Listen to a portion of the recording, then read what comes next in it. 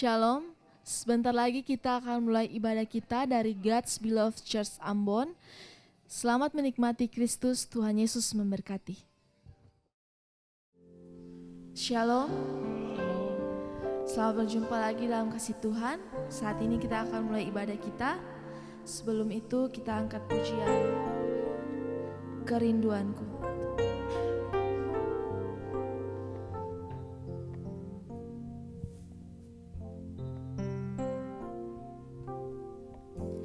Kerinduanku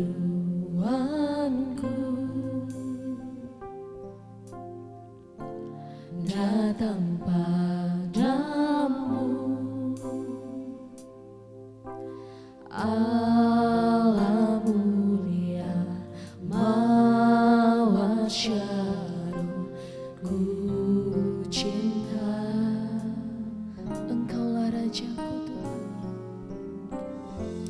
Kaulah Rajaku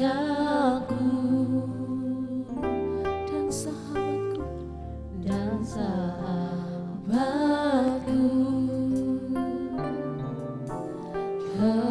terindah dan manis Engkau bagiku.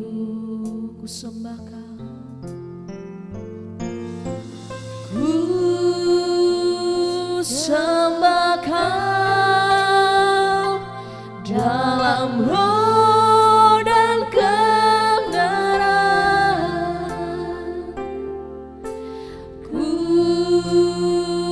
sembah Kau dalam roh dan kebenaran.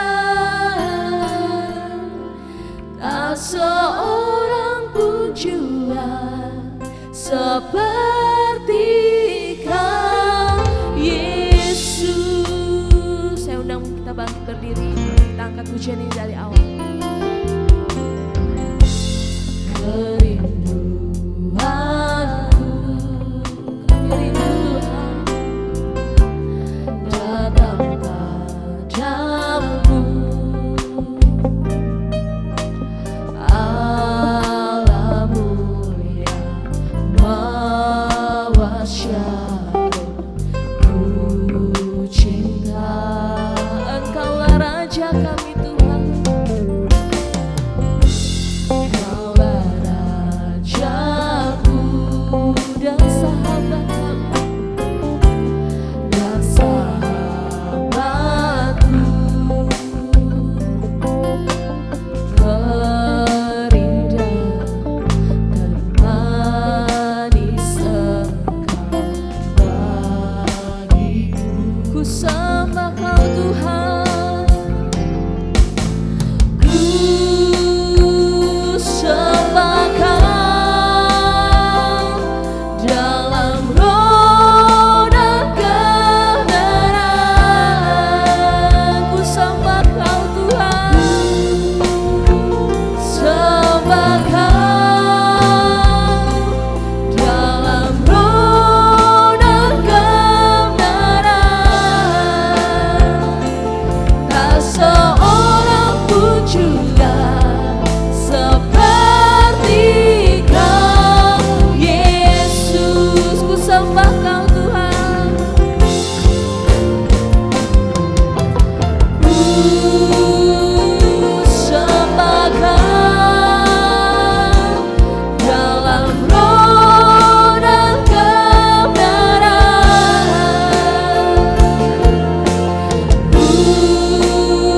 Ku sembah Kau dalam roh dan kebenaran. Tak seorang pun juga seperti Kau, Yesus. Tak seorang pun juga, tak seorang pun juga seperti Kau. Tak seorang pun juga, pun juga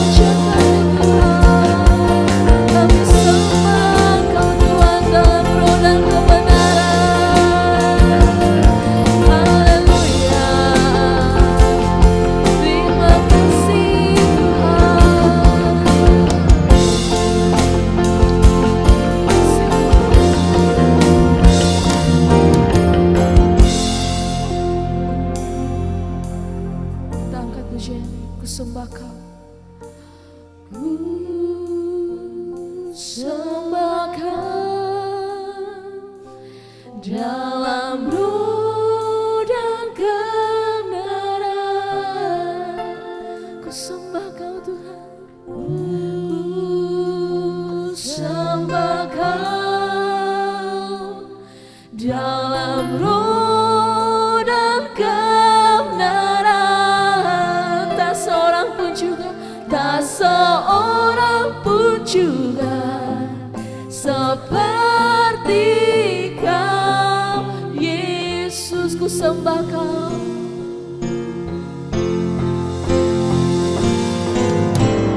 Ku sembah Kau dalam roh dan kebenaran. Ku sembah Kau dalam roh dan kebenaran.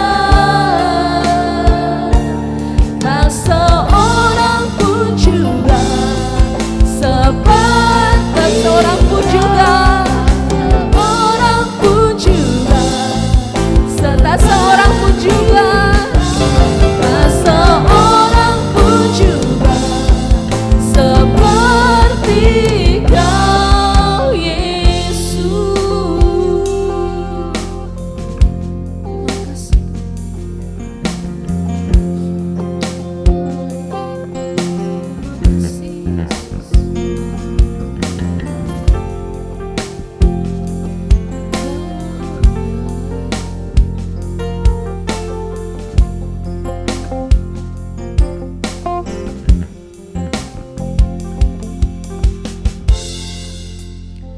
Maha besar Tuhan Allah Bapa kami dalam surga. Terima kasih buat hari yang baru dan kesempatan yang Tuhan berikan bagi kami untuk beribadah kepada Tuhan pagi hari ini. Dan ibadah ini kami alaskan hanya di dalam nama Tuhan Yesus Kristus, Tuhan dan Juru Selamat kami. Kami buka ibadah ini dalam nama Yesus. Amin. Shalom. Apa kabarnya saudara pagi hari ini? Amin. Sekarang kita akan mulai puji-pujian kita. Kita angkat lagu Langit dan Bumi.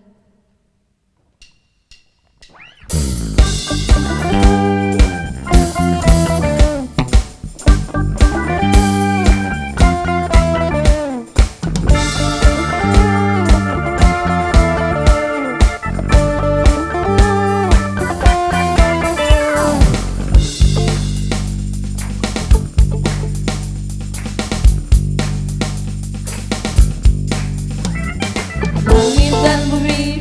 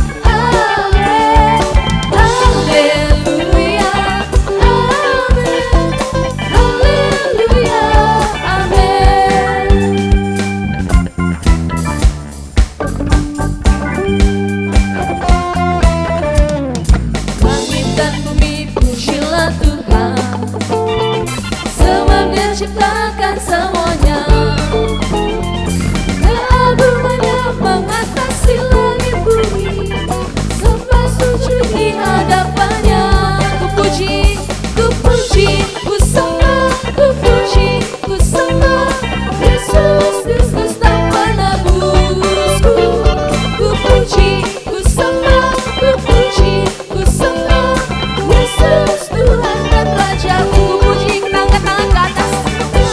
Ku sembah, ku puji, ku sembah, Yesus Tuhan dan penebusku.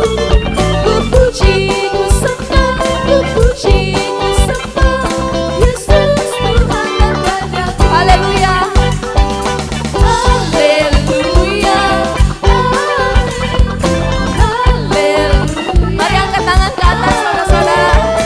Haleluya, amin. Haleluya, amin. Haleluya, haleluya, amin. Haleluya, amin. Haleluya, amin. Haleluya, amin. Puji ku sembah, ku puji, ku sembah, ku puji, ku sembah, Yesus Tuhan penebusku.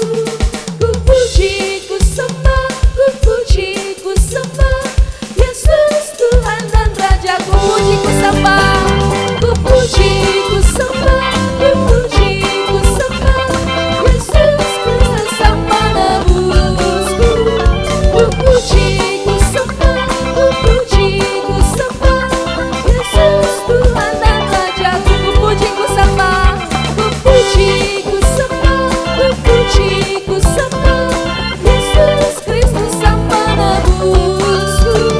Ku puji, ku sembah, ku puji, ku sembah, Yesus Tuhan dan Raja. Haleluya. Haleluya, amin. Haleluya, amin. Haleluya, amin. Haleluya, haleluya. Haleluya, amin. Haleluya, amin.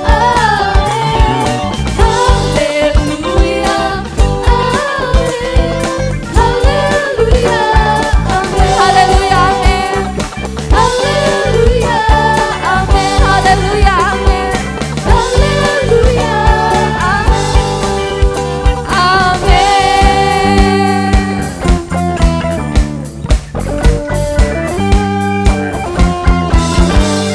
Berikan sorak-sorai bagi Tuhan. Ya, masih semangat. Ya, sekarang kita lanjut puji-pujian kita, tetap jangan duduk dulu, masih semangat tuh. Jadi kita lanjut dengan lagu Yesus Ajaib.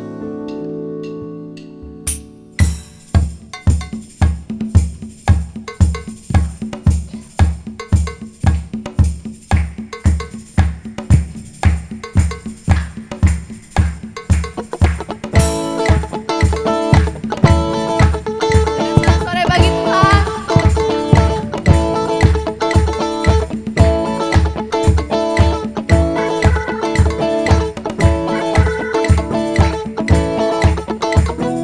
Yesus ajaib, Tuhanku ajaib, kasih-Nya ajaib bagiku. Yesus ajaib, Tuhanku ajaib, rahmat-Nya kekal selamanya. Tak berubah kasih-Nya, kasih-Nya setiap hari bertambah indahnya. Sampai bumi berlalu dan habislah ragaku, Yesusku ajaib bagiku. Yesus ajaib, Yesus ajaib, Tuhanku ajaib, kasih-Nya ajaib bagiku. Yesus ajaib, Tuhanku ajaib, rahmat-Nya kekal selamanya. Yesus ajaib, Yesus ajaib, Tuhanku ajaib, kasih-Nya ajaib bagiku. Yesus ajaib, Tuhanku ajaib, rahmat-Nya kekal selamanya. Tak berubah, tak berubah kasih-Nya. Setiap hari bertambah indahnya. Sampai bumi berlalu dan habislah ragaku, Yesusku ajaib.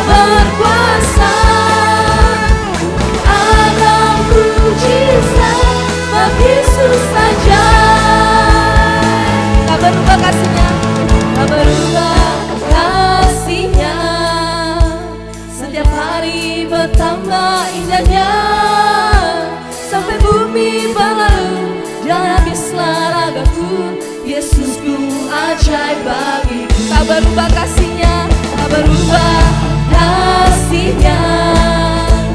Setiap hari bertambah indahnya, sampai bumi berlalu dan bisa ragu. Yesusku ajaib bagiku. Yesus ajaib, Yesus ajaib, Dia berkuasa. Ada mujizat, sebab Yesus ajaib, Yesus ajaib, Yesus ajaib, Dia berkuasa. Ada mujizat, sebab Yesus ajaib. Tak berubah kasih-Nya, setiap hari bertambah indahnya, sampai bumi berlalu dan bisa ragu. Yesusku ajaib bagiku. Tak berubah kasih-Nya, tak berubah kasih-Nya. Setiap hari bertambah indahnya, sampai bumi berlalu dan bisa ragu. Yesusku ajaib bagiku. Yesus ajaib, Yesus ajaib, Dia berkuasa. Ada mujizat, sebab Yesus ajaib, Yesus ajaib, Dia berkuasa. Ada mujizat, ada mujizat, ada mujizat, sebab Yesus ajaib. Berikan sorak-sorai bagi Tuhan.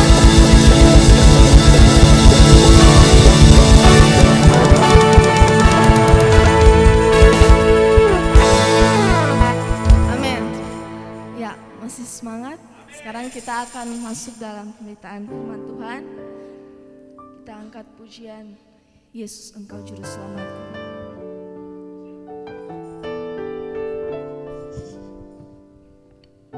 Terima kasih Tuhan.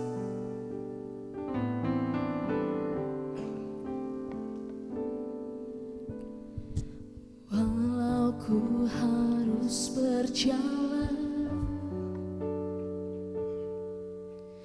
dalam lembah kekelaman, perlindungan-Mu, oh Tuhan, nyatalah bagi hidupku. Tiada pernah sedetik pun Tuhan, tiada pernah sedetik pun, tiada pernah Kau tinggalkan. Sungguh mulia dan sempurna, hanya Kaulah yang disembah. Walau ku harus berjalan, walau ku harus berjalan dalam lembah kegelapan, Kau tahu hati kami Tuhan. Perlindungan-Mu, oh Tuhan, nyatalah bagi hidupku. Tiada pernah sedetik pun Engkau meninggalkan kami. Tiada pernah sedetik pun, tiada pernah Kau tinggalkan. Tiada pernah Kau tinggalkan. Sungguh mulia dan sempurna, hanya Kaulah yang disembah. Yesus Engkau Juru Selamat kami Tuhan. Yesus Engkau Juru Selamatku. Dalam janji-Mu, kemenanganku selama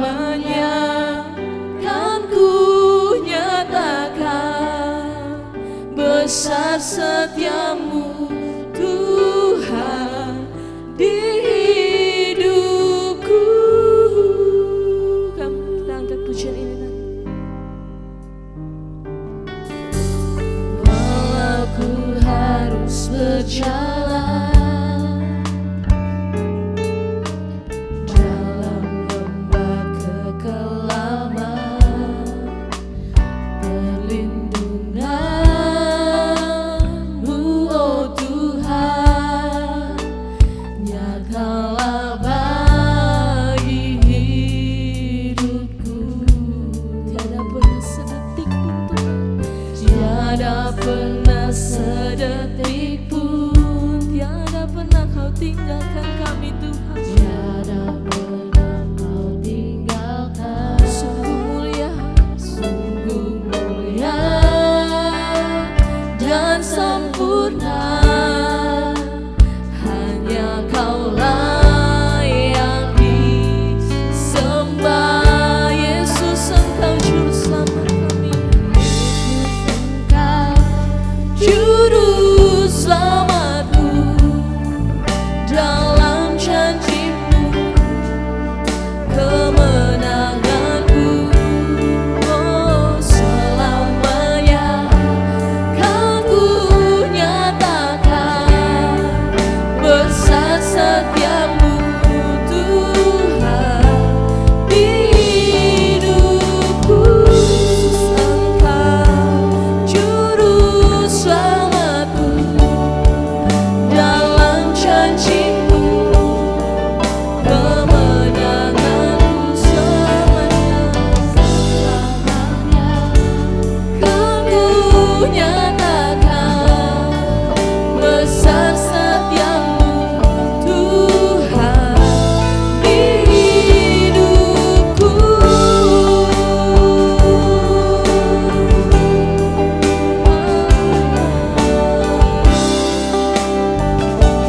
Kau tahu hati kami Tuhan. Kami tahu Tuhan Kau juru selamat kami Tuhan. Kau selalu ada bagi kami Tuhan. Walaupun kami harus melewati lembah kekelaman, banyak masalah yang datang Tuhan, Engkau tahu hati kami Tuhan. Haleluya. Kami puji namamu Tuhan. Haleluya. Tuhan. Haleluya Yesus.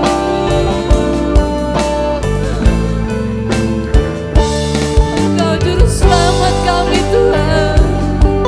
Engkau perlindungan kami. Engkau kekuatan kami Tuhan. Ampun kami harus melewati jurang, ampun kami harus melewati lembah kekelaman Tuhan, Engkau selalu ada bagi kami Tuhan. Haleluya. Terima kasih Tuhan. Terima kasih Tuhan. Yesus Engkau juru selamatku, dalam janji-Mu kemenanganku. Selamanya kan ku nyatakan besar setiamu Tuhan di hidup. Yesus Engkau juru selamatku, dalam janji-Mu kemenanganku. Selamanya kan ku nyatakan besar setiamu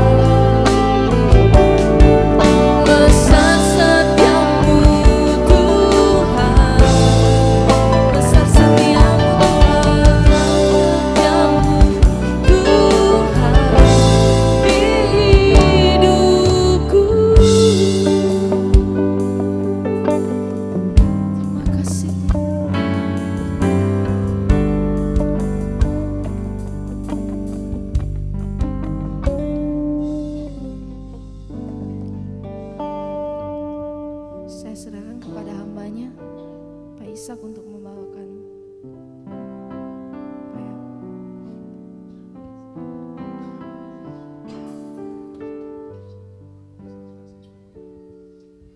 Oke, saya persilakan duduk dulu. Sebelum saya menyampaikan firman, kita akan mendengar satu persembahan pujian. Mari saya persilahkan.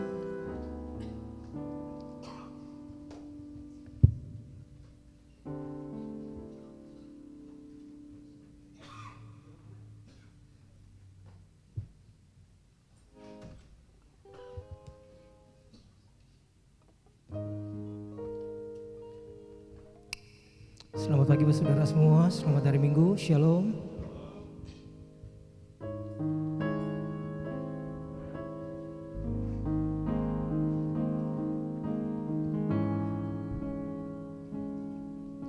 Lebih dari yang telah ku pinta, lebih dari yang telah ku pikirkan, semuanya Engkau sediakan dalam hidupku.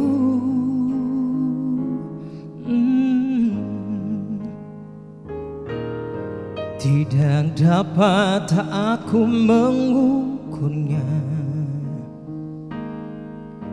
atau dapat aku menghitungnya. Kebesaran kasih-Mu ya Tuhan yang Kau berikan.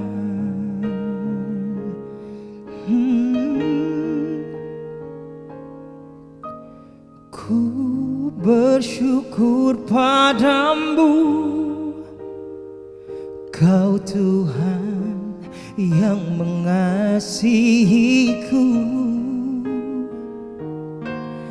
Kaulah jaminan hidupku, hati-Mu ada bagiku. Ku bersyukur padamu, Kau Tuhan yang mengasihiku. Kau jadikan hidup ini lebih indah dan lebih berharga.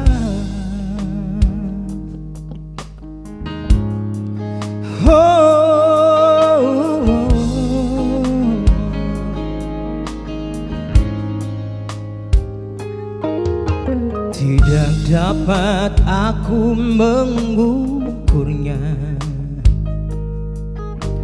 atau dapat aku menghitungnya. Kebesaran kasih-Mu ya Tuhan yang Kau berikan.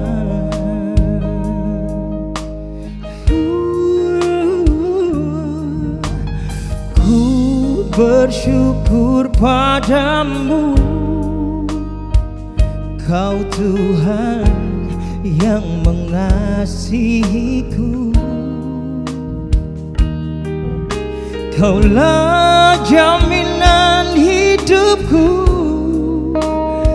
hati-Mu ada bagiku. Bersyukur padamu, Kau Tuhan yang mengasihiku. Kau jadikan hidup ini lebih indah dan lebih berharga.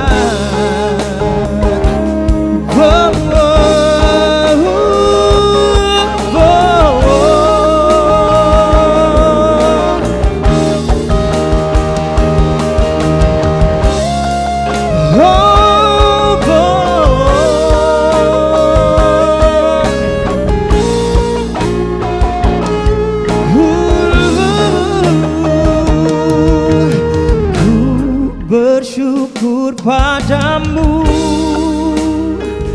Kau Tuhan yang mengasihiku. Kaulah jaminan hidupku, hatimu ada bagiku. Ku bersyukur padamu, Kau Tuhan yang mengasihiku. Kau jadikan hidup ini lebih indah dan lebih berharga. Kau jadikan hidup ini lebih indah dan lebih berharga.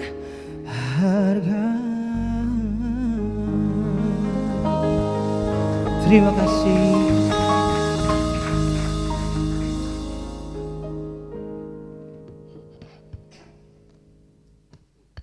Ya, haleluya. Sebuah pujian yang indah. Amin.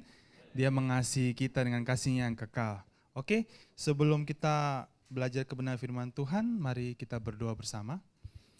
Bapa, kami bersyukur untuk pagi hari ini Tuhan, tidak kebetulan Engkau mengumpulkan kami di tempat ini Tuhan. Kami percaya Engkau punya rencana bagi setiap kami Tuhan. Dan kami Tuhan siap untuk mendengarkan kebenaran firman-Mu Tuhan. Apa yang Engkau ingin sampaikan kepada kami di pagi hari ini Tuhan, biarlah itu menjadi rema dalam kehidupan kami. Dan Roh Kudus dalam setiap kami yang beracara Tuhan, bukan kepintaran kami, bukan hikmat kami, tapi biarlah Roh-Mu sendiri yang menangkap kebenaran firman di pagi hari ini Tuhan dan mengartikan bagi setiap kami. Terima kasih Tuhan, kami rindu, kami haus, kami lapar akan kebenaran firman-Mu dan kami siap di dalam nama Tuhan Yesus. Semua katakan amin. Haleluya. Selamat pagi, selamat hari Minggu. Shalom bagi semua di tempat ini maupun di Facebook atau di Manusia Channel. Selamat mengikuti kegiatan ibadah dari God's Beloved Church Ambon. Kita adalah anak-anak yang dikasihi Tuhan dengan kasih-Nya yang kekal. Amin. Nah, saya tadi menyimak lagu-lagu gitu ya, lagu-lagu yang kita nyanyikan. Dan tidak kebetulan bahwa firman yang akan kita pelajari hari ini sebenarnya unsurnya itu sebenarnya ada di hampir semua lagu tadi. Tuh ya. Hampir di semua lagu tadi. Saya sempat kaget juga, kok hari ini lagunya kok sama firman dia sinkron ya. Artinya ada hubungannya gitu. Ya, pertama, tentang menjadi penyembah dalam roh dan kebenaran. Ya, kenapa sekarang Bapak Ibu dan saya, saudara bisa menjadi penyembah dalam roh dan kebenaran? Nah, itu Anda akan mengerti ketika nanti saya akan jelaskan hal ini. Yang kedua, bahwa Kristus itu jaminan kita. Roh Kudus itu jaminan kita. Ya, ini hal yang menarik. Mungkin Bapak Ibu atau saudara di tempat ini mungkin sudah sering mendengar tentang ini, tapi biar di pagi hari ini kita melihat secara alkitabiah tentang apa yang akan Tuhan sampaikan pada kita di pagi hari ini. Nah, saya juga kemarin sempat berbicara mungkin dengan Joe atau dengan Kevin, kita cerita-cerita dengan Joe juga mengenai nanti diusulkan kita ada buat channel YouTube sendiri gitu ya, itu usul yang bagus gitu, usul yang bagus. Nanti saya akan coba buat gitu. Nah, waktu saya searching, kemudian saya kemarin itu tidak sengaja gitu ya, ketemu dengan ada satu channel Bapak Ibu, ini agak lucu sebenarnya. Jadi ini cukup membuat saya kaget gitu, karena saya memang cukup jarang nonton TV, tapi YouTube ya lumayan lah gitu ya, ada acara-acara yang lumayan menarik. Nah ini orang ini, dia baru jadi vlogger itu tahun ini, bulan Mei gitu ya. Saya tidak sengaja ketemu dia punya channel gitu ya, tidak sengaja. Lalu saya kaget gitu ya, karena kok pengikutnya sudah hampir 2 juta subscriber. Padahal baru mulai tahun ini bulan Mei. Bayangkan. Jadi dalam waktu kurang lebih 4 bulan, dia sudah mencapai hampir 2 juta subscriber. Pasti dalam pandangan Bapak Ibu waktu itu, wah pasti dia punya tim khusus, betul ya? Dia punya editor khusus, dia punya bagian skrip, dia punya bagian penata cahaya, penata suara. Mungkin Bapak Ibu akan kecewa. Kalau saya bilang dia tidak punya semua itu. Jadi dia vlog itu cuma lewat HP. Goyang-goyang lagi. Ya, sudah lewat HP, goyang-goyang lagi vlogernya. Lalu bukan vlogernya tuh kayak kayak pegunungan, melihat pemandangan, tidak. Vlogernya itu cuma dari dia punya kamar, karena rumahnya dia 2 lantai, dari kamar turun ke lantai 1, ke dapur, ke meja makan, ke ruang tamu, gangguin dia punya papa, itu aja. Tapi entah bagaimana, apa mungkin karena itu sesuatu hal yang normal yang mungkin kita lakukan juga, jadi orang tuh tertarik untuk lihat. Saya juga tertarik, saya lihat, lucu juga sebenarnya sih. Jadi ingat film dulu di Trans TV Bajai Bajuria, pokoknya kocak-kocak kayak gitulah, gitu ya. Jadi nggak ada sama sekali timnya, gitu ya. Lalu saya cerita sama Kevin, lalu si Kelvin bilang, iya sih Pak, soalnya orang Indonesia banyak keponya, jadi pingin tahu. Waktu saya dengan Kevin bilang kepo, iya juga sih gitu ya. Orangnya kan cuma aktivitas dalam rumah, bisa kok sampai orang kepo gitu ya, pingin tahu dia ini ngapain, abis bangun tidur ngapain, kamarnya kayak apa, kepo sih memang. Nah, jadi waktu saya menyiapkan firman Tuhan untuk kita belajar sama-sama ini, saya kayak disadari gitu bahwa orang Kristen itu terlalu banyak mungkin kepo sama hal-hal di luar, gitu ya. Tapi kurang kepo sama kebenaran firman Tuhan, ya. Mereka anggap firman Tuhan nanti aja. Kita lebih tertarik hal-hal di luar yang kita kepo hal. Padahal, waduh, firman Tuhan perlu dikepo juga, Bapak Ibu. Ya, ada amin nggak ini? Jadi perlu diketahui juga, bikin penasaran juga, gitu. Ya mungkin kemudian saya berpikir, ya mungkin kenapa kurang menarik dalam banyak anak-anak Kristen, ada orang-orang Kristen, ya mungkin karena mereka rasa kekristenan itu hal yang membosankan. Mungkin ya, mungkin. Atau kekristenan itu hal yang, gak, bahasa gaulnya apa ya, gak gue banget gitu. Saya baru belajar kemarin, gak gue banget gitu. You, gue, oke, gitu ya. Gak gue banget gitu. Padahal, sebenarnya firman Tuhan itu sangat up to date, bayangkan. Sudah ditulis beberapa ribu tahun yang lalu, tapi sampai sekarang masih dipelajari. Masih istilahnya bisa berbicara bagi banyak orang. Artinya kan firman Tuhan tidak ketinggalan zaman. Betul apa betul? Iya. Tapi seringkali mungkin cara interpretasi atau cara mengartikan itu mungkin yang keliru. Sehingga anak-anak Tuhan atau orang Kristen merasa bahwa ini old fashion sekali. Ini hal yang sudah ketinggalan zaman. Sekarang sudah lewat sih zaman milenial. Sekarang apa? Koronia dah? Zaman koronia apa gimana nih? Sudah lewat milenial gitu. Apa generasi Y, generasi apa gitu. Sudah lewat semua itu sudah dibungkus sama mungkin yang C sekarang C, generasi C gitu ya. Enggak tahu lah.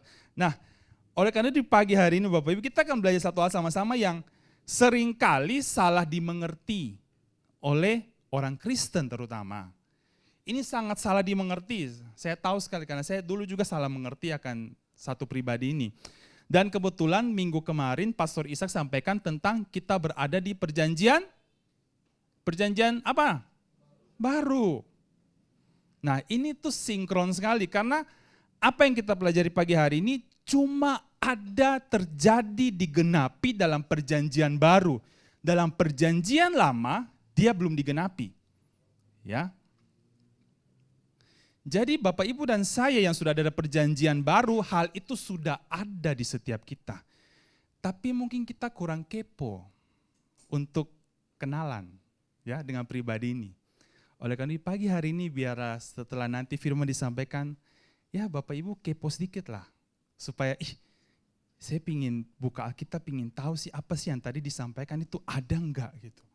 Oke, kita langsung di judulnya saja. Hari ini saya berbicara tentang satu pribadi, yaitu Roh Kudus. Nah ini pribadi yang seringkali disalah mengerti oleh banyak orang. Ya, banyak sekali salah mengerti. Yang pertama, banyak orang mengira bahwa Roh Kudus ini Tuhan kasih sebagai alarm untuk kasih ingat kita kalau kita berdosa. Betul ya? Seringkali kita, aduh saya sudah buat salah, aduh ini pasti Roh Kudus kasih ingat. Seringkali itu ya yang saya tahu. Gak tahu lagi kalau ada yang lain-lain gitu ya. Tapi apakah betul Roh Kudus ini kasih ingat Bapak Ibu, saudara kita dalam dosa? Mengingatkan kita bahwa Ose sudah buat salah, setelah ini pasti Ose akan dihukum. Pasti Tuhan akan hukum saya. Saya ada pakai naslai, pasti saja dapat hukuman. Apakah pribadi Roh Kudus seperti itu? Nah, atau ada juga Bapak Ibu yang, waduh Pak, saya baru pertama kali dengar kata Roh Kudus, atau saya tidak mengerti juga, saya tahu sih Roh Kudus, tapi oke, pagi hari ini tidak kebetulan Bapak Ibu ada di tempat ini, saudara tempat ini, kita akan belajar sama-sama kebenaran firman Tuhan. Oke? Kita akan lihat dulu pernyataan yang pertama. Dalam Yohanes 16 ayat ke-7 disebutkan seperti ini, namun benar yang kukatakan ini kepadamu adalah, ini kata Yesus lah, adalah lebih berguna bagi kamu jika aku pergi. Ya, sebab jikalau aku tidak pergi, penghibur itu tidak akan datang kepadamu. Tetapi jikalau aku pergi, aku akan mengutus dia kepadamu. Lihat kalimatnya pertama. Namun benar yang kukatakan ini kepadamu adalah lebih berguna bagi kamu jika aku pergi. Yesus bilang bagi mereka, sebenarnya lebih berguna kalau Yesus pergi. Sehingga roh penghibur itu bisa datang. Kenapa lebih berguna? Nah, kalau Bapak Ibu melihat pada zamannya Yesus, sebagai manusia, dia itu cuma ada di satu lokasi. Betul ya? Waktu itu dia ada di Galilea. Dia tidak bisa berada tiba-tiba waktu di Galilea dia ada di Indonesia. Waktu itu ya, nggak bisa. Karena pribadi dia sebagai manusia, 100% manusia, dia ada dalam waktu dan ruang. Ya. Jadi makanya dia bilang ini, adalah lebih berguna jika aku pergi, sebab jika aku pergi penghibur itu, supaya penghibur itu akan datang. Nah, berbeda dengan Roh Kudus Bapak Ibu. Setelah Yesus naik ke surga, setelah dia mencurahkan Roh Kudus bisa ada di mana saja. Dia tidak terbatasi oleh waktu dan ruang. Dia sekarang ada di dalam setiap kita, dia juga ada di orang-orang percaya di Jakarta, di mana lagi, di Jepang, di mana Korea, China, Belanda, Australia, dia ada di semua tempat. Dia tidak terbatasi oleh waktu dan ruang. Kalau Yesus sebagai wujud manusia, dia terbatasi. Apalagi kalau waktu zaman corona seperti ini, susah Bapak Ibu. Ya, kita tidak boleh dekat-dekat dengan Yesus, jaga jarak. Gitu ya. Tapi dengan Roh Kudus, dia sudah ada dalam kita. Dia sudah punya menetap di dalam setiap orang percaya. Amin. Nah ini makanya Yesus bilang adalah lebih berguna jika dia pergi. Dan memang dia sudah pergi. Oke? Nah, kita lihat dia bilang selanjutnya penghibur. Jadi Roh Kudus ini penghibur, penolong. Ya. Dia bukan yang mendakwa kita ketika kita gagal atau ketika kita jatuh dalam dosa, bukan. Pekerjaan penolong atau penghibur itu apa? Untuk mengangkat seseorang, betul? Bukan untuk menendang seseorang atau tambah menginjak-injak. Namanya saja dia penghibur atau penolong, dalam bahasa Yunaninya parakletos. Nah ini unik sekali artinya. Parakletos ini punya pengertian yang cukup panjang, cuma saya ambil beberapa aja. Di antaranya gini, parakletos ini adalah sesuatu pribadi yang diutus untuk menolong seseorang. Ya, Saya cari gini, ada nggak artinya parakletos ini pribadi untuk mendakwa seseorang? Ternyata nggak ada. Atau menuduh seseorang, juga tidak ada. Kemudian ada pribadi yang membela seseorang di hadapan hakim. Luar biasa parakletos ini. Ada mungkin pagi hari ini yang mungkin, wah puji Tuhan saya punya Roh Kudus. Dia menolong saya. Dia yang akan menjadi pengantara yang menjadi pembela saya. Itu pengertian parakletos. Ada banyak sekali pengertian, tapi semuanya istilahnya menuju pada menolong. Pribadi yang menolong, pengantara, disebutkan pengantara yang menolong. Ya, menolong siapa? Menolong kita, anak-anak Tuhan. Oke, pertama. Nah, disebutkan juga dalam Yohanes 16 ayat 8, ini 3 hal penting kenapa Roh Kudus datang. Nah, ini perlu Bapak Ibu tahu, supaya tidak salah mengerti gitu ya. Karena ayat ini sebenarnya sudah dijelaskan dengan detail, tapi banyak juga yang salah mengerti. Yohanes 16 ayat 8, dan kalau ia datang, ini Roh Kudus datang, ia pertama gini, ia akan mengisapkan dunia akan dosa, kebenaran dan penghakiman. Loh, ini loh Pak, ada mengisapkan dunia akan dosa. Berarti kan betul, dia yang bilang bahwa dia yang akan mengingatkan kita akan dosa. Garis bawahi kata dunia. Ya, kita ini memang tinggal di dunia. Tapi firman bilang kita bukan berasal dari dunia. Kita adalah gereja Tuhan. Kita adalah warga kerajaan sorga. Betul KTP Bapak Ibu dan saya KTP Ambon. KTP orang dunia. Tapi aslinya kita warga negara kerajaan sorga. Bukan warga itu ya, yang tempat-tempat lain gitu. Nah, lihat ayat selanjutnya disebutkan gini, akan dosa karena mereka tetap tidak percaya kepadaku. Ingat, tadi dia mengisapkan dunia akan dosa, dosanya ini single. Dia tidak jamak, tidak dosa-dosa, tapi dosa saja, single, satu saja dosa. Dosa apa sih yang dunia? Mereka tidak percaya kepadaku. Jadi Roh Kudus itu menegur cuma apa? Satu saja untuk di dunia. Karena mereka tidak percaya kepada Kristus. Kalau sudah percaya dia tidak akan menegur lagi.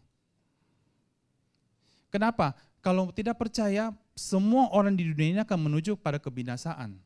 Karena cuma Kristus korban keselamatan yang diterima oleh Allah. Tidak ada korban yang lain. Ya. Jadi ingat, bahwa dia cuma mengisapkan dunia akan satu dosa saja, satu. Yaitu karena mereka tidak percaya. Dan itu bukan ditujukan bagi anak-anak Tuhan, ini bagi dunia. Oke? Ayat selanjutnya, ayat 10. Nah, akan kebenaran karena aku pergi kepada Bapa dan kamu tidak melihat aku lagi. Nah ini cukup, mungkin banyak orang bingung gitu. Maksudnya kebenaran ini apa? Apakah kebenaran standarnya yang mana? Apakah mengingatkan saya bahwa saya harus berlaku benar, berbuat benar, atau bagaimana? Ya, ini karena dia tidak jelaskan. Kemudian saya compare atau membandingkan dengan terjemahan sederhana Indonesia supaya kita bisa lebih mengerti. Ini artinya luar biasa. Oke, selanjutnya. Nah, Yohanes 16 ayat 10 terjemahan sederhana Indonesia. Yang kedua, tentang caranya orang-orang bisa menjadi benar dalam pandangan Allah. Karena aku pergi kepada Bapa dan kalian tidak melihat aku.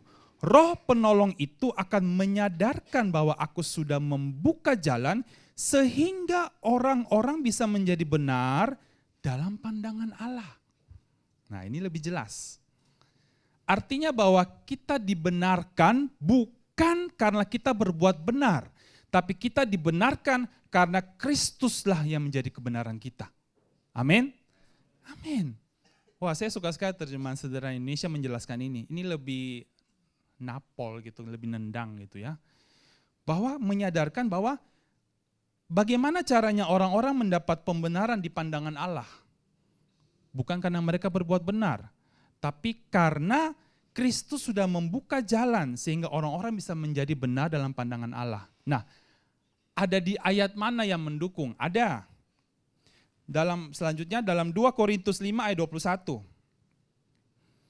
Dia yang tidak mengenal dosa telah dibuatnya menjadi dosa karena kita, supaya di dalam Dia kita dibenarkan oleh Allah.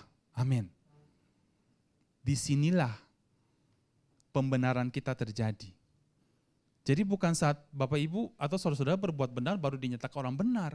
Saat kita percaya Yesus sebagai Tuhan dan Juru Selamat, seketika itu kita dinobatkan jadi orang benar. Ini hal yang luar biasa. Ini hal yang mungkin jarang Bapak Ibu atau saudara-saudara dengar di gereja. Padahal ini di firman Tuhan menulis seperti ini. Bahwa dia yang tidak mengenal dosa telah dibuatnya menjadi dosa karena kita, supaya di dalam Kristus kita dibenarkan. Jadi nggak bisa sombong bahwa saya jadi orang benar karena saya ini rajin berbuat baik, rajin mendonasi, rajin ke gereja, rajin baca firman, pelayanan, nggak bisa. Karena kebenaran kita tuh diberikan. Bukan kita dapat dengan usaha kita. Ya. Oke, yang ketiga, tadi kan yang pertama menginsafkan dunia, yang kedua menyatakan kebenaran, yang ketiga akan penghakiman. Kenapa akan penghakiman? Karena penguasa dunia ini telah dihukum. Betul. Ketika dia disalibkan dan ketika darahnya menyentuh tanah ini, darahnya yang kudus menyentuh tanah ini, itu menandakan bahwa dia sudah menghapus semua dosa kita. Dan ketika dia bangkit pada hari ketiga, itu menyatakan bahwa kuasa maut tidak lagi menguasai dia. Jadi penguasa dunia ini memang berkuasa atas maut. Makanya kita yang hidup di sini ada namanya suatu hari nanti seperti lagu tadi bilang bahwa tubuh jasmani kita ini akan selesai, jiwa raga kita akan selesai. Tapi ada next chapter, yaitu roh kita. Dia akan menempati tubuh yang baru, tubuh kemuliaan. Dia mengingatkan bahwa penguasa dunia ini telah dihukum. Firman juga mengatakan, hai maut, di mana sengatmu? Ya, sudah nggak ada sebenarnya bagi orang percaya. Seringkali juga saya bilang, orang percaya, ini yang sudah percaya dalam Yesus ya, dia tidak akan lagi mengalami kematian kedua. Kematian pertama sudah dialami. Di mana? Di dalam Adam. Ketika manusia jatuh dalam dosa, Tuhan beritahu saat ini juga engkau sudah mati. Kita sudah mati sebenarnya dalam pandangan Tuhan. Tetapi puji Tuhan karena kebangkitan Kristus, kita menerima kebangkitan yang pertama. Ya. Yang kebangkitan kedua nanti ketika kita nanti diangkat. Tapi kematian sudah tidak lagi. Loh Pak, tapi kan saya lihat banyak orang Kristen kok di Ambon banyak juga yang iya, betul. Tapi itu jasmani aja. Itu jasmani aja. Tapi kalau telusuri firman Tuhan sudah tidak lagi disebutkan tentang kematian sebenarnya. Rasul Paulus tidak menyebutkan, sayangnya dalam terjemahan Indonesia disebut meninggal. Tapi dalam bahasa asli, bahasa Yunani, maupun bahasa Inggris, nah, Bapak Ibu mesti kepo nih. Saudara mesti kepo untuk baca firman Tuhan. Dalam tulisan Rasul Paulus, dia tidak menyebutkan orang percaya mati. Tapi apa? Tertidur. Sleep in Christ. Sayangnya mungkin mereka tidak tahu menerjemahkan ke bahasa Indonesia yang benar yang bagaimana. Akhirnya dipakailah kata meninggal. Makanya saya kepo, saya lihat betul nggak sih dalam bahasa aslinya tertidur? Ternyata betul. Rasul Paulus pakai kata sleep in Christ. Jadi orang-orang yang percaya itu sudah tertidur dalam Tuhan. Kita tidak lagi merasakan melewati maut. Sudah terlambat. Yesus sudah melewati itu bagi kita. Ya, tidak lagi mencicipi kata maut karena Kristus sudah melewati itu. Itu hal yang luar biasa. Nah, tanpa berpanjang lebar kita akan masuk dalam peranan Roh Kudus bagi orang percaya. Nah, ini. Oke, setelah tahu tadi bahwa Roh Kudus tidak mengingatkan akan dosa, tapi dia bersifat menolong, dia bersifat menghibur. Kita masuk dalam peranan Roh Kudus. Saya tidak akan, sebenarnya banyak banget di Alkitab bercerita tentang peranan Roh Kudus. Itu nanti Bapak Ibu, saudara bisa pulang baca di rumah ya. Saya ambil 5 saja, supaya tidak panjang-panjang ya, 5 saja. Yang pertama, Roh Kudus memberi kesaksian tentang perjanjian baru. Nah ini, di mana? Di kitab Ibrani, di kitab Ibrani 10. Ya, 10 ayat 14, sebab oleh satu korban saja ia telah menyempurnakan untuk selama-lamanya mereka yang ia kuduskan. Dan tentang hal itu Roh Kudus juga memberi kesaksian kepada kita.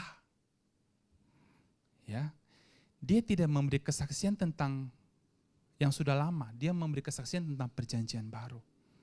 Apa itu kesaksiannya? Sebab setelah ia berfirman, inilah perjanjian yang akan kuadakan dengan mereka sesudah waktu itu. Ia berfirman pula, aku akan menaruh hukumku di dalam hati mereka dan menuliskannya dalam akal budi mereka.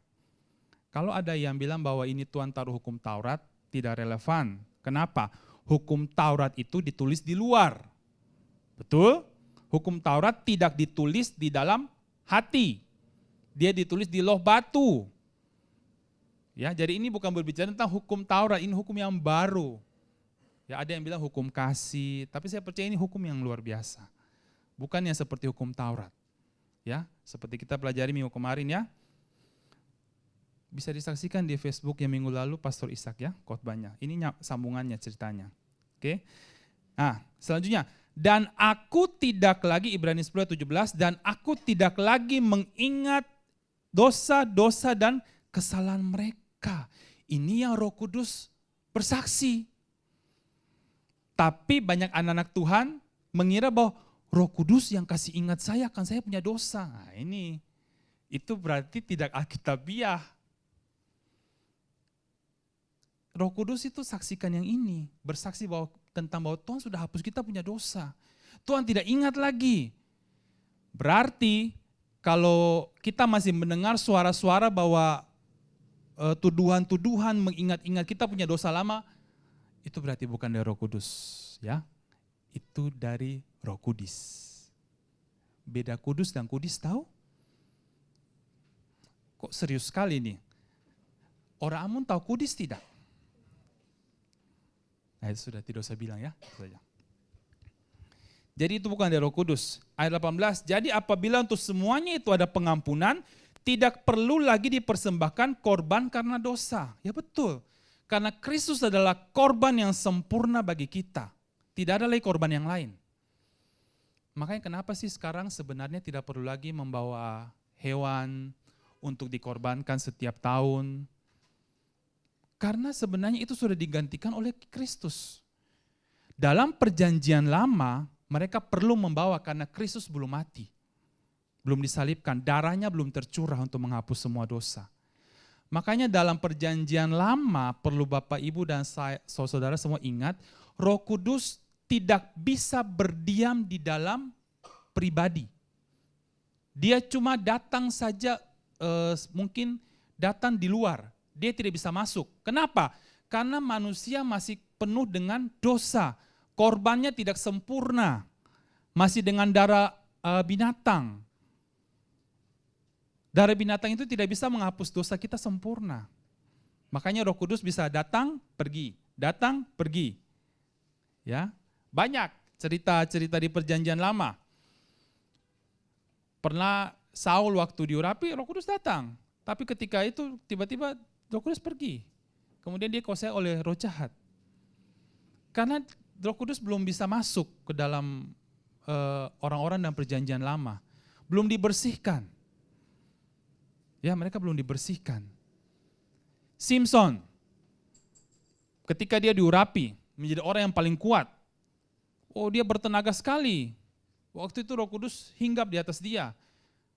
Tapi dengan syarat rambutnya tidak boleh dipotong. Ketika potong, apa yang terjadi? Tidak ada lagi kuasa. Dan ingat, waktu terakhir sebelum dia sudah dicungkel mata, sudah buta, kemudian menghadiri pertemuan orang-orang itu, kemudian dia minta lagi, Tuhan sekali lagi, kasih aku kekuatan. Nah itu Roh Kudus hinggap, dia merobohkan rumah itu, selesai, mati bersama orang-orang yang lain. Jadi dalam perjanjian lama, orang-orang itu Roh Kudus belum bisa hinggap. Ya, dosa-dosa mereka masih diperhitungkan. Karena belum ada korban yang sempurna, itu akan datang. Lihat. Oke, jadi yang pertama tadi, Roh Kudus memberi kesaksian tentang perjanjian baru. Oke, yang kedua, Roh Kudus memberi kesaksian bahwa kita adalah anak-anak Allah. Ini penting sekali, ya. Karena seringkali banyak orang tidak sadar bahwa mereka tuh sudah jadi anak. Karena kenapa saya bilang tidak sadar? Karena seringkali berdoa masih minta dilayakkan jadi anak. Tuhan, kami datang lagi. Layakkan kami sebagai anak-Mu. Ya, seringkali dengar khotbah dengar doa seperti itu ya, berulang-ulang. Minggu ini dilayakkan sebagai anak. Minggu depan Tuhan, kami datang sebagai hamba-Mu. Yang benar ya mana nih? Anak apa hamba? Itu ya. Bingung juga sih gitu jadi orang Kristen. Tapi biarlah kita pagi hari belajar. Oke, di mana ayatnya? Roma 8. Roma 8 ayat 14 sampai 15. Semua orang yang dipimpin Roh Allah adalah anak Allah. Sebab kamu tidak menerima roh perbudakan yang membuat kamu menjadi takut lagi. Sebab kamu telah menerima roh yang menjadikan kamu anak Allah. Oleh roh itu kita berseru siapa? Ya Aba, ya Bapa. Jadi ketika sekarang saudara menyebutkan ya Aba, ya Bapa, itu Roh Kudus. Itu pasti. Pasti sekali. Makanya banyak orang di luar sana mereka tidak mengerti hal ini. Ya, mereka kok Tuhan berkeluarga? Nah, mereka tidak mengerti. Ya. Tapi Bapak Ibu dan saya di dalam Tuhan kita bisa mengerti bahwa oleh Roh Kudus kita bisa berseru ya Aba, ya Bapa. Dan itu hasil karya Roh Kudus. Oke, bukan hasil kepintaran kita. Nah, yang ayat 16 selanjutnya. Roh itu bersaksi bersama-sama dengan roh kita bahwa kita adalah anak-anak Allah. Jadi Roh Kudus bersaksi bersama roh kita ini bahwa menyatakan bahwa kita adalah anak-anak Allah. Titik. Tidak ada anak-anak Allah, jika kita rajin baca firman, jika kita rajin pelayanan, jika kita rajin, tidak ada, titik. Jadi terima status Bapak Ibu, terima status saudara sebagai anak-anak Allah, anak-anak kerajaan, yang masih hidup di dunia ini. Ya, kita masih belum pulang ke kerajaan, kita masih ada di sini, betul ya? Jangan pulang sekarang, bahaya. Nanti dibilang kena siang C lagi kalau sekarang itu ya, jangan. Nanti ada waktu. Oke, yang selanjutnya ketiga, nah ini perlu kita ketahui bahwa Roh Kudus itu beserta kita selamanya. Tidak ada kata expired, penyertaan Roh Kudus. Dia beserta kita selamanya. Dia tidak meninggalkan kita, tidak akan. Ya, yakin Pak, kalau saya jatuh dalam dosa saya buatnya, dia ada. Dia tahu perbuatan-perbuatan konyol yang saya lakukan, saudara lakukan, dia tahu. Tapi dia sudah tinggal selamanya dalam kita. Dan dia yang menolong kita untuk bisa bangkit kembali. Itu luar biasanya Parakletos. Dia bukan semakin, saya jatuh dalam dosa. Bukan menendang kita, bukan tambah memukul kita, tambah menjatuhkan kita, tidak. Dia yang menolong kita untuk bangkit kembali. Menyadarkan kita bahwa kita dikasihi Tuhan. Itu yang membuat kita untuk sadar. Dan kayak sudah tidak terlalu tertarik untuk berbuat dosa sebenarnya karena Roh Kudus ini. Nah, luar biasa mengenai Roh Kudus. Di mana ayatnya dia beserta kita selamanya? Yohanes 14 ayat 16. Aku akan meminta kepada Bapa dan ia akan memberikan kepadamu seorang penolong yang lain. Supaya ia menyertai kamu selama-lamanya. Selamanya. Bukan pada saat kita baik saja dia beserta, kalau saat kita jahat dia keluar, tidak. Selamanya. Tidak ada tenggang waktunya, selamanya. Kadang-kadang kita konyol, kita buat hal-hal yang orang Ambon bilang mongo-mongo, dia ada bersama dengan kita. Tahu mongo-mongo? Pemirsa tahu mongo-mongo? Nah, nanti tanya di komen aja. Komen. Apa itu mongo-mongo?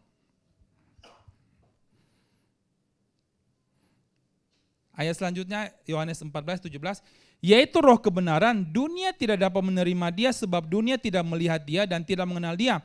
Tetapi kamu mengenal dia sebab ia menyertai kamu dan akan diam di dalam kamu. Luar biasa. Dia tinggal dalam kita selamanya, bukan cuma tinggal, dia menyertai kita. Nah, kata menyertai ini, saya telusuri lagi, kepo lagi. Apa ini kata menyertai? Saya temukan bahwa kata menyertai ini mempunyai bahasa asli yang sama dengan yang lalu saya bercerita tentang pokok anggur. Tinggallah di dalamnya. Kata meno, dalam bahasa Yunaninya meno, menyertai ini sama.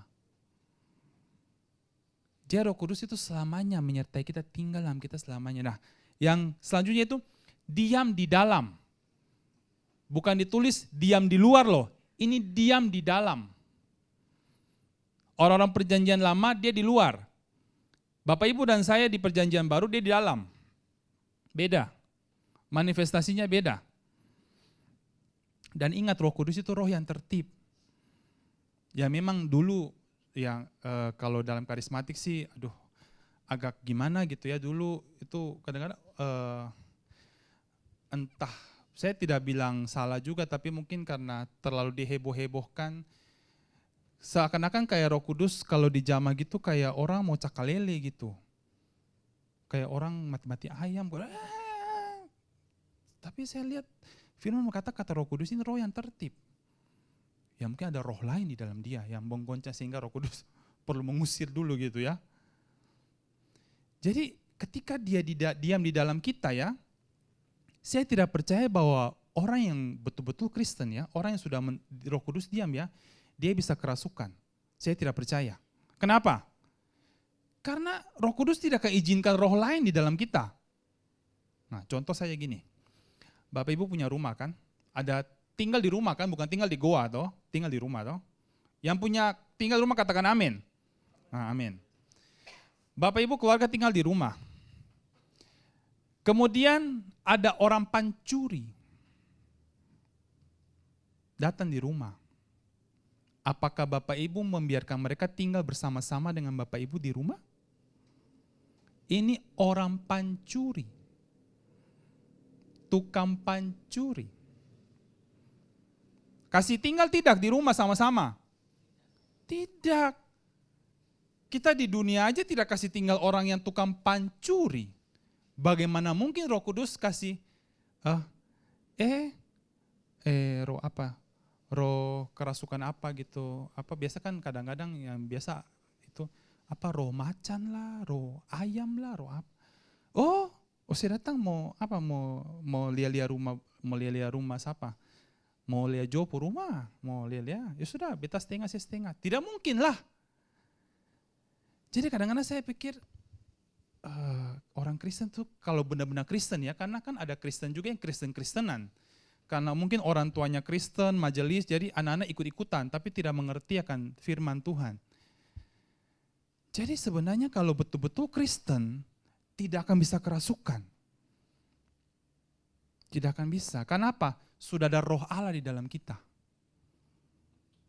Mau disantet juga sebenarnya tidak bisa. Karena kita bilang ini, roh di dalam kita ini lebih besar. Betul? Amin? Ya. Tidak sembarangan loh, Tuhan kasih rohnya dalam kita, tidak sembarangan. Makanya saya bilang, waduh Bapak Ibu hari ini mesti betul-betul kepo. Harus cari tahu ini Roh Kudus ini bagaimana, makanya saya kepo untuk kasih tahu Bapak Ibu. Supaya penasaran, ini Roh Kudus ini luar biasa. Parakletos ini luar biasa. Ya. Kemudian selanjutnya, nah ayat 18, aku tidak akan meninggalkan kamu sebagai yatim piatu, aku akan datang kembali. Ingat, Yesus bilang dia akan datang kembali, pasti dia akan datang. Nah, saya ingat kata yatim piatu, kenapa saya garis bawahi yatim piatu ini ya. Orang Kristen itu banyak berlaku seperti orang yatim piatu. Kalau biasa film-film gitu, kalau ke panti asuhan kemudian ada orang, umpamanya ada orang yang mau adopsi gitu ya. Wah semua anak-anak pakainya rapi, pokoknya menampilkan yang terbaik supaya yang mana yang diadopsi. Betul ya? Menampilkan yang baik. Nah Jadi terjadi persaingan. Nah, dalam gereja kadang-kadang, maksudnya bukan di tempat ini, ya di yang saya punya yang lama gitu ya. Terjadi persaingan. Gereja itu sebenarnya tidak bersaing buat apa? Kita semua dikasihi Tuhan. Amin. Tidak ada dia lebih dikasihi, dia tidak dikasihi, semua dikasihi Tuhan. Jadi mereka berlomba-lomba menunjukkan yang terbaik untuk Tuhan. Tuhan, saya paling baik, saya paling rajin, datang 2 pagi, 2 pelayanan, 2 apa semua-semua. Tapi dia simpanlah datang pambolos, kemudian pokoknya simpanlah iko ini, simpanlah pelayanan. Terjadi persaingan. Seakan-akan kayak kita nih yatim piatu. Jadi kita tunggu Tuhan pilih yang paling baik yang mana. Oh, ini yang dia paling rajin, dia paling berkorban dan sebagainya. Tidak. Jangan punya mental yatim piatu. Ingat bahwa Roh Kudus beserta kita selamanya. Dia ada dalam kita. Ya. Jadi hindari itu, hindari pemikiran-pemikiran sebagai mental orang yatim piatu.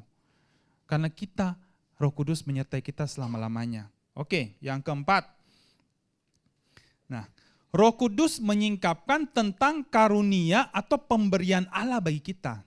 Ini yang agak gimana gitu ya. Jadi kalau kita mengetahui tentang korban Kristus dan karya sempurna, itu pun dibukakan oleh Roh Kudus. Di mana Pak? Ada. 1 Korintus 2:12. Kita tidak lagi menerima roh dunia, tetapi roh yang berasal dari Allah supaya kita tahu apa yang dikaruniakan Allah kepada kita. Bukan Roh Kudus memberitahu murka Allah, tapi dia memberitahu kita supaya kita tahu loh, karunia pemberian Allah ini apa. Hal-hal apa yang sebenarnya Allah kasih bagi kita. Tapi ini juga kurang nendang sebenarnya. Saya ambil dalam bahasa Inggris. Ya, ayat yang sama, tapi terjemahan NKJV, New King James Version. Now we have received not the spirit of the world, but the Spirit who is from God, that we might know the things, jadi jamak, that have been freely given to us by God. Wow. Freely. Mengerti bahasa, kalau bahasa Ambon orang bilang free. Kayaknya ini ambil dari pelafalan bahasa Inggris mungkin ya. Free, tahu free? Pemirsa tahu free? Ya nanti komen saja kalau tidak tahu free. Yaitu freely. Jadi freely given, diberikan cuma-cuma. Roh Kudus tuh memberitahu kita hal-hal yang diberikan cuma-cuma. Keselamatan, kebenaran, kekudusan sebagai anak Allah, warga kerajaan sorga. Itu Roh Kudus yang berikan supaya kita mengerti. Tapi seringkali di gereja kita dengarkan apa? Oh, mau selamat tunggu dulu. Bayar harga dulu. Pikul salib dulu. Rajin baca firman dulu. Berarti itu bukan Roh Kudus yang bilang. Di sini bilang gini, freely given that we might know the things that have been freely given. Freely given. Kalau ada syarat dan ketentuan di belakang, itu bukan freely given. Itu biasa gini. Nah, kalau biasa kayak ada surat kontrak apa, syarat dan ketentuan berlaku tapi ditulis kecil di bawah. Pernah ya Bapak Ibu tanda tangan kontrak, syarat dan ketentuan tidak ditulis di besar-besar, terus di bawah kecil-kecil. Tapi tidak. Alkitab tidak menjelaskan bahwa pemberian Tuhan itu bersyarat. Pemberian Tuhan itu cuma-cuma. Kita perlu percaya. Tapi betul dia bayar dengan harga anaknya. Tidak murah. Mahal? Ya, sangat mahal. Kita tidak bisa membeli. Makanya dikasih cuma-cuma. Ya. Saya baca ini saya kayak mau lompat ini, freely given. Ini luar biasa. Nah, ayat selanjutnya saya ambil juga dari terjemahan New King James, saya kayak agak bulat dengan terjemahan bahasa Indonesia. Dari kelanjutan yang tadi, hal-hal ini juga kami perkatakan bukan dengan kata-kata yang diajarkan oleh hikmah manusia, tetapi yang diajarkan oleh Roh Kudus, menjelaskan hal-hal rohani dengan hal-hal rohani. Artinya ketika Bapak Ibu bisa mengerti akan pemberian Allah yang cuma-cuma, ini bukan karena hikmat Bapak Ibu. Tapi apa? Ini hikmat yang Roh Kudus kasih. Bisa menerima bahwa Kristus menjadi dosa supaya kita menerima kebenaran, ini karena Roh Kudus yang mengartikan. Kita nggak bisa pakai pemahaman akal kita, nggak masuk sebenarnya. Awalnya, mungkin lama-lama bisa masuk, tapi awalnya waktu kita dengar bahwa kita menerima keselamatan cuma-cuma, gak mungkin lah. Ya, dulu saya gitu. Waktu saya, teman saya yang mengerti tentang kasih karunia menjelaskan kepada saya, dia bilang gini, hey, kamu tuh tahu enggak keselamatan itu Tuhan kasih cuma-cuma. Saya langsung, gak mungkin lah. Kamu salah paling. Padahal saya yang salah. Di Alkitab menjelaskan semuanya. Karena saya kurang kepo dulu untuk baca firman. Ya. Kita kurang greget gitu meneliti firman Tuhan. Kita pikir itu bagiannya pendeta, itu bagiannya majelis. Tapi biar pagi hari ini saya mau buat Bapak Ibu penasaran. Supaya di rumah baca sendiri. Dan Roh Kudus yang akan menginspirasi. Oke, poin yang terakhir supaya tidak panjang lebar. Roh Kudus merupakan meterai jaminan akan keselamatan kita. Nah ini. Jadi Tuhan itu memberikan kita keselamatan, betul. Tapi jaminannya apa? Nah ini, jaminannya apa? Supaya kita tuh ada kepastian bahwa ini bukan cuma kata Pastor Yao hari Minggu, tapi ini ada satu peneguhan.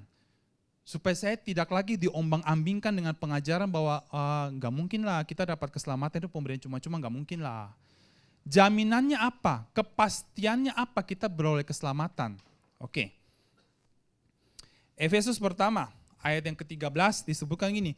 Di dalam Dia kamu juga karena kamu telah mendengarkan firman kebenaran, yaitu Injil keselamatanmu, di dalam Dia kamu juga ketika kamu percaya, dimeteraikan oleh Roh Kudus yang dijanjikan itu.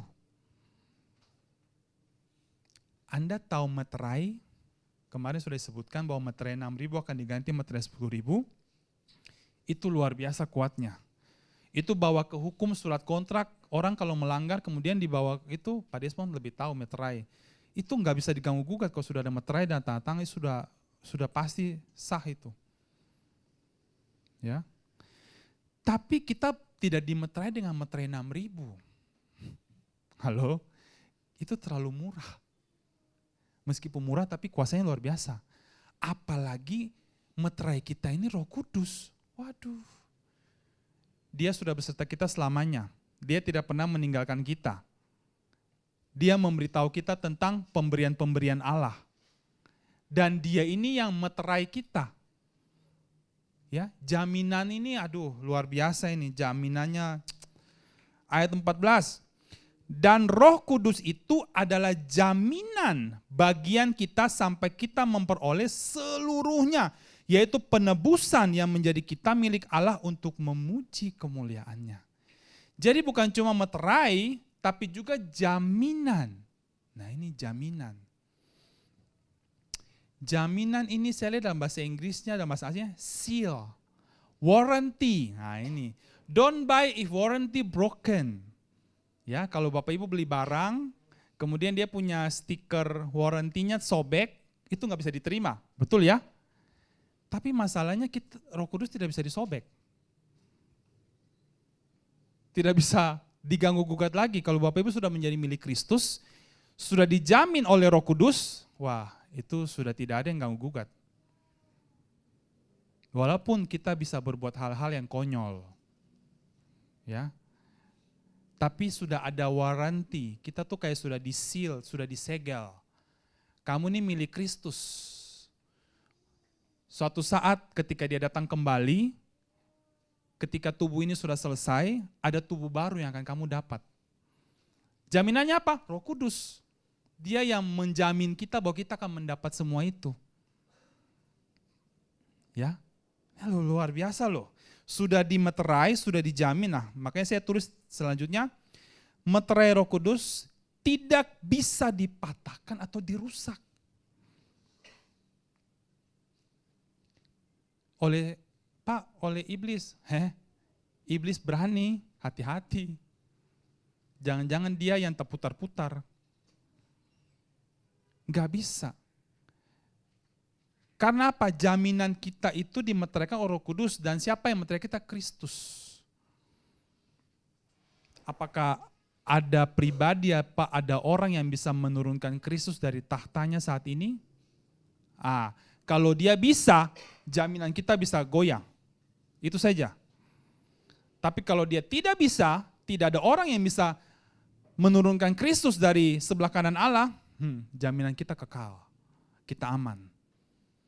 Jangan ragu akan keselamatan yang Tuhan kasih. Ya, kita sudah aman dalam Kristus. Karena apa? Meterai Roh Kudus ini yang memeteraikan keselamatan kita tidak bisa dipatahkan. Apalagi dengan kita punya perbuatan yang konyol-konyol, yang mongo-mongo kembali, itu nggak bisa. Itu tidak bisa mematahkan meterai Roh Kudus, nggak bisa. Dalam 1 Yohanes 4 ayat 4. Kamu berasal dari Allah, anak-anakku, dan kamu telah mengalahkan nabi-nabi palsu itu. Sebab roh yang ada di dalam kamu lebih besar daripada roh yang ada di dalam dunia. Jadi Roh Kudus itu lebih besar daripada semua yang di luar itu. Lebih besar. Ya. Tapi tetap karena dia berdiam di dalam jasmani, tubuh manusia yang fana ini, dan kita masih punya pikiran, kita bisa takut. Betul ya? Apalagi situasi dan kondisi saat ini yang tidak menentu, kita bisa saja takut. Tapi ketika kita takut, ingat ada Roh Kudus di dalam kita. Ya, bukan kita bilang, saya tidak takut, saya mau sesuka-suka hati. Nah, itu namanya bodoh. Ya, kita tetap hidup dengan tertib, karena Roh Kudus itu roh yang tertib. Kita tidak hidup sembarangan kayak orang gila. Roh Kudus itu akan memberitahu segala sesuatu kepada kita, mengajarkan kita akan segala sesuatu. Jadi yang Tuhan kasih itu luar biasa loh. Roh Kudus, makanya saya bilang, seringkali banyak orang salah mengerti tentang pribadi ini. Dikira Roh Kudus itu untuk kasih ingat dosa. Saudara dan saya ketika buat dosa, kita tahu kita buat salah, kita buat dosa kita tahu, betul? Gak usah pakai Roh Kudus kasih nyala alarm, gak usah, kita sudah tahu. Tapi untuk menyadari bahwa kita diampuni, kita dibenarkan, itu perlu Roh Kudus. Itu nggak bisa dengan kesadaran kita. Kesadaran kita nggak mampu. Kita perlu Roh Kudus untuk apa? Untuk menolong kita, meyakinkan kita bahwa hey, kamu tuh sudah diselamatkan, kamu tuh menerima pembenaran. Oke? Nah, yang terakhir, supaya gambar ini cukup nancap. Saya ambil seperti meterai atau seal, jaminan segel, kemudian ada tanda lebih besar. Sebelah sini kenapa saya kasih kosong? Terserah mau isi apa. Karena apa? Jaminan kita Roh Kudus itu lebih besar dari semuanya. Pak, saya punya masalah ini, silahkan taruh di sebelah sini. Dan tetap kita melihat bahwa jaminan keselamatan kita tetap lebih besar. Amin. Lebih besar dari semuanya. Betul, seringkali mungkin kadang-kadang kita lihat kita punya masalah itu, Pak, masalah paling banyak, masalah paling besar, jalan buntu. Kayaknya saya bisa hidup lagi. Susah. Ingat, roh di dalam kita ini lebih besar. Tanyakan pada dia, berdoa, minta Roh Kudus hikmat, karena dia adalah hikmat kita. Dia adalah Roh Kristus yang menjelma di dalam kita. Dan dia bisa memberikan kita hikmat, karena dia adalah hikmat Allah. Ya, saat tiada jalan, dia bisa buat jalan. Amin. Saat kita menemukan jalan yang buntu, dia bisa membuat jalan yang baru. Inilah roh Parakletos yang menolong kita. Dia setia untuk menghibur kita kapanpun. Amin. Bapak Ibu diberkati pagi hari ini. Haleluya. Mari kita berdoa. Terima kasih Tuhan Yesus. Terima kasih Tuhan. Haleluya, terima kasih.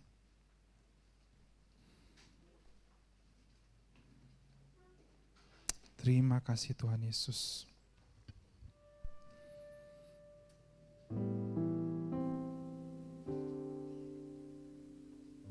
Terima kasih Tuhan Yesus.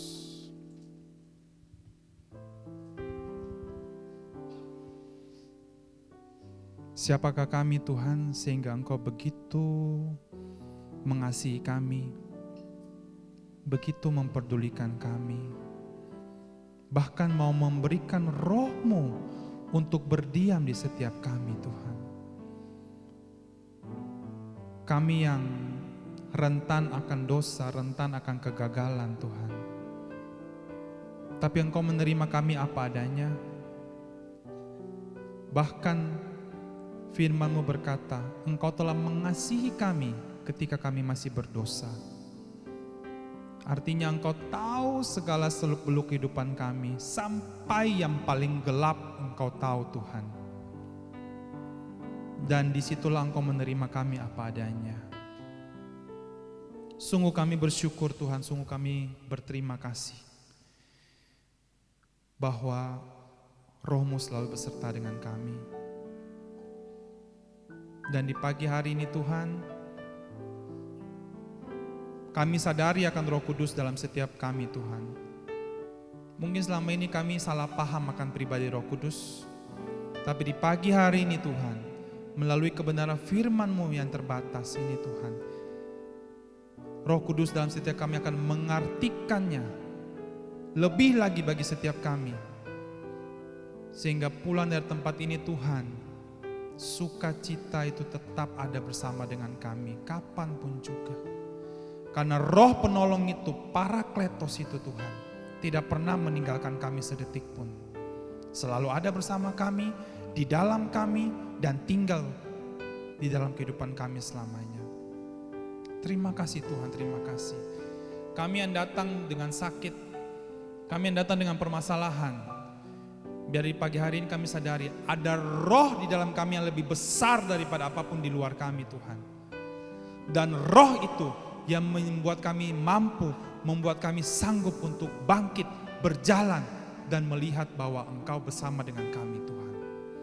Melewati hari-hari yang tidak menentu saat-saat ini Tuhan.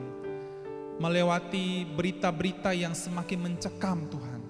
Kami butuh kabar baik, kami butuh Injil untuk kami dengar setiap hari. Karena meskipun kami tinggal di dalam dunia ini, tapi kami adalah warga kerajaan sorga. Dan Engkau sudah melindungi kami, Engkau sudah menjamah kehidupan kami, Engkau sudah menjadi jaminan dalam kehidupan kami Tuhan. Terima kasih Tuhan, terima kasih. Kami bersyukur punya Tuhan seperti Engkau. Kami bersyukur untuk Roh Kudus yang selalu ada dalam kehidupan kami. Seringkali mungkin kami tidak mendengarkan, karena mungkin kami lebih mendengarkan hal-hal yang di luar. Tapi pada pagi hari kami ingat bahwa ada pribadi di dalam kami yang bersuara begitu lembut, yang bisa mengajarkan kami akan segala sesuatu Tuhan. Terima kasih Roh Kudus. Terima kasih untuk tinggal bersama dengan kami hingga pada saat ini. Engkau yang paling tahu seperti apa pribadi kami, melebihi siapapun juga Tuhan. Dan kami menyayangi Engkau Roh Kudus, karena Engkau pribadi yang luar biasa. Engkaulah penolong setia kami. Terima kasih, terima kasih. Kami bersuka cita di pagi hari ini Tuhan, karena Engkau baik dalam kehidupan kami. Bukan cuma hari ini, bukan cuma besok, bahkan sampai selama-lamanya, sampai Engkau datang menjemput kami nanti. Terima kasih Tuhan, terima kasih. Segala pujian, syukur, kemuliaan hanya bagi-Mu di dalam nama Tuhan Yesus. Semua katakan amin. Haleluya. Saya serahkan ke G kembali.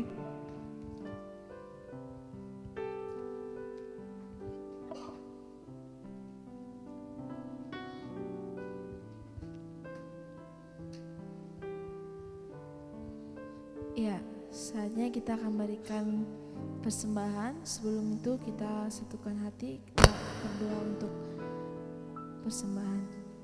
Maha besar Tuhan Allah Bapa kami dalam surga, Terima kasih atas firman yang telah kami dengar lewat hamba-Mu. Sekarang kami akan memberikan persembahan. Berkati tangan-tangan yang memberi dan berkati seturut janji firman-Mu. Amin.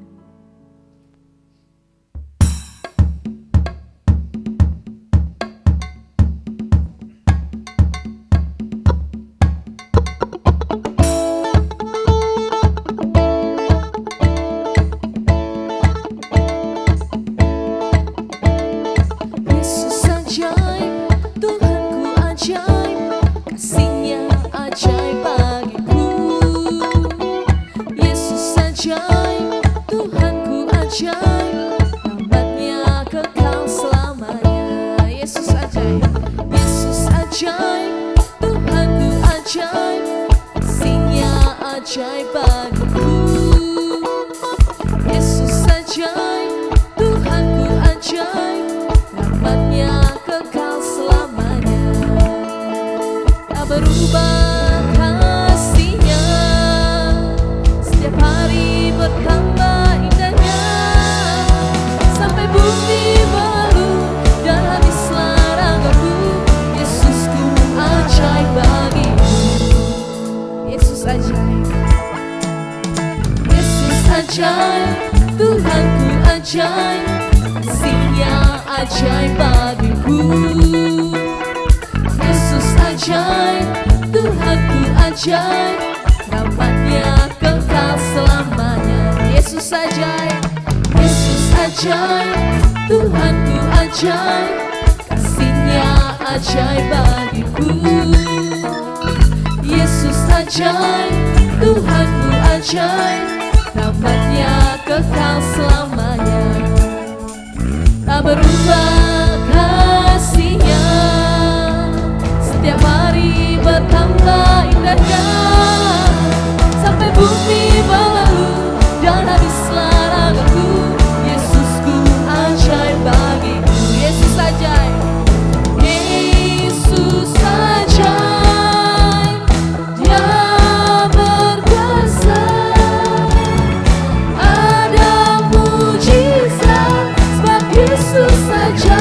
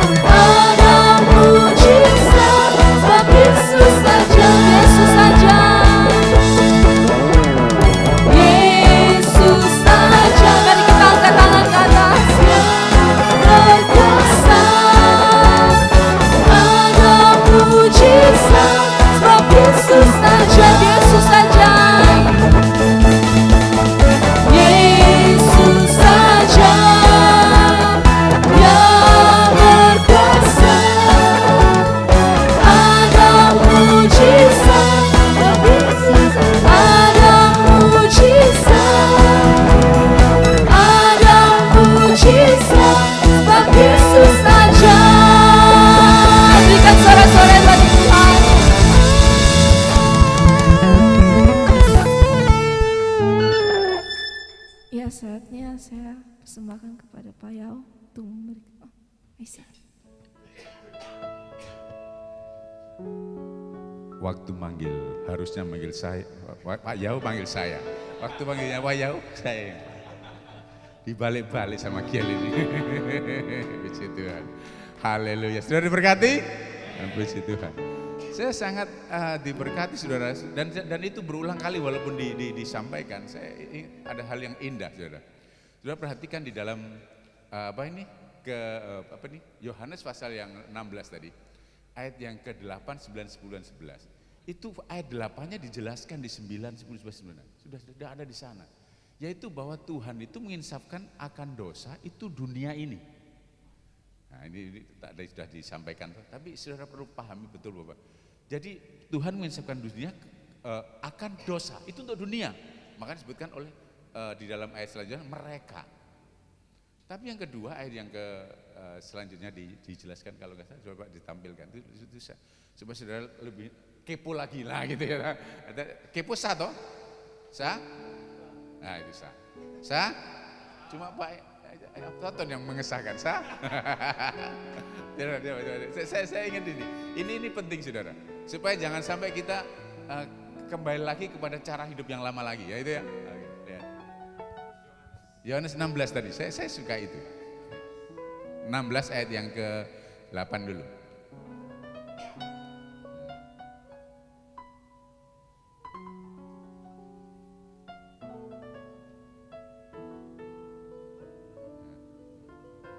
Ya ini.